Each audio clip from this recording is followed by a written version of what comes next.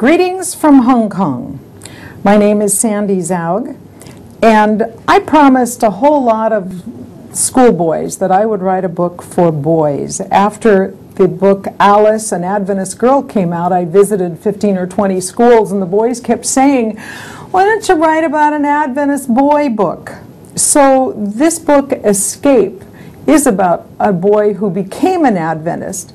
It's taken from the life of a real boy. Hain was 13 years old in the village of Haynau in Germany in 1945 when a soldier ran through town saying, "Get out of town by 2 o'clock, the Russians are coming." He and his mother packed up their bicycles and took off, and the mother kept saying, "God will take care of us." And Dieter was saying, "Oh yeah, right." They had quite a time escaping across the countryside, getting away from the Russians and toward where the Allies were bombing. They went through bombs, snow, Russian planes, Russian fighter planes strafing the lines of immigrants. At one point they were in a train, and they were in the third car from the end, and they were almost across the bridge when a bomb came, and it was an American bomb, and took out the bridge. 2 of the railroad cars went way down into the canyon, and the one that Dieter and his mother was on ended up half off the left, what was left of the bridge, hanging into space. They were rescued. He just had a little cut. They had many, many narrow escapes as they tried to get away from the Russian army. They ended up in a little town in the foothills of Bavaria.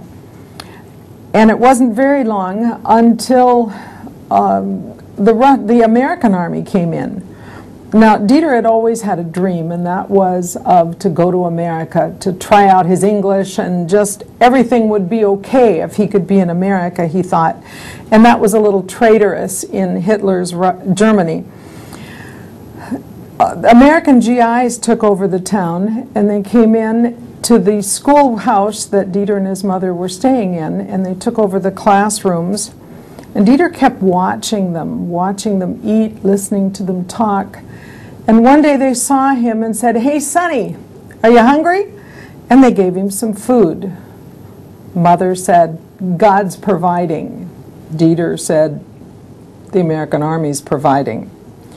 After quite a while, Dieter felt a little bit guilty, and so he went to one of the friendly soldiers and said, "Could I do some work for my food that I'm getting?"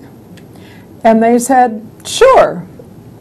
They were, of course, really amazed at the amount of English that he knew, and they gave him a job of janitor. He had never done that kind of thing before, never cleaned toilets and swept classrooms, but he did it, and he did it well.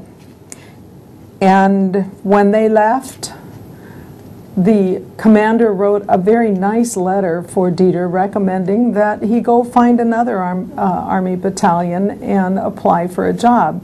Dieter did. He went to several different battalions actually over time, and eventually ended up as a company clerk in the American Army. And he also was translator between the Russians with very bad German and the Americans with no German at all. He worked as translator, and sometimes that was very, very frightening. His dream of going to America stayed with him all through the years. And when he was, I believe it was about 15, he was out of a job. He had to go home to his mother, who now lived in a one-room apartment. And he found out his mother was studying the Bible. And he thought that was pretty ridiculous. His mother had been a good Lutheran all of her life. Why would she want to study the Bible? And then a former German officer came and said, "Dieter, do you know that God said in the Bible that Hitler would never control the whole world? There would never be a master race. They would not be in charge of everything." Dieter thought that was a little ridiculous.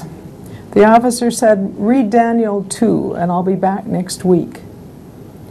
Dieter read Daniel 2, and his eyes began to open, because he was a smart young man, and he knew enough of European history to be able to recognize what was happening in this statue of Nebuchadnezzar's from his dream when it got down to the 10 toes of clay and iron.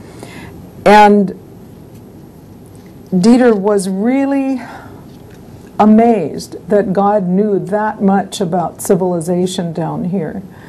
The next week when the man came back, Dieter talked to him, asked many questions. For Dieter, that was the real turning point, because if he figured if God told people through the Bible what was going to happen as far as history was concerned, then probably everything else the Bible said was okay too.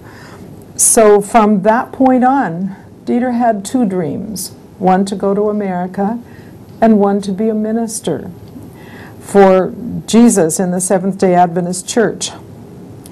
Well, eventually he got to go to America. After he'd finished college in Canada and was a minister for a while, he got to go and work as a chaplain for many years and to train people who wanted to be chaplains. And Dieter is still alive today, living in Walla Walla, Washington, praising God, and he and his wife are waiting for their best friend Jesus to come.